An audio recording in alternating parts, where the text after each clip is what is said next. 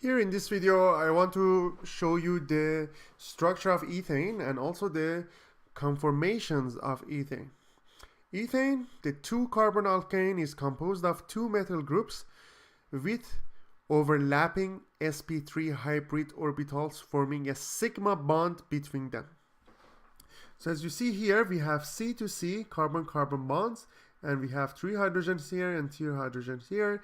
The distance between the 2 carbon atoms are 1.54 angstrom, and the distance between carbon to hydrogen is 1.1 angstrom.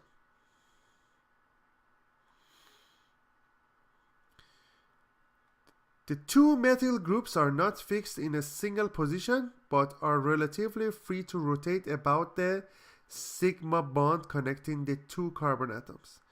The bond maintains its linear bonding overlap as the carbon atoms turn. The different arrangements formed by rotations about a single bond are called conformations. So since it's rotating, we call it conformation. So the different arrangements formed by rotation about a single bond are called conformations. And a specific conformation is called a conformer or conformational isomer.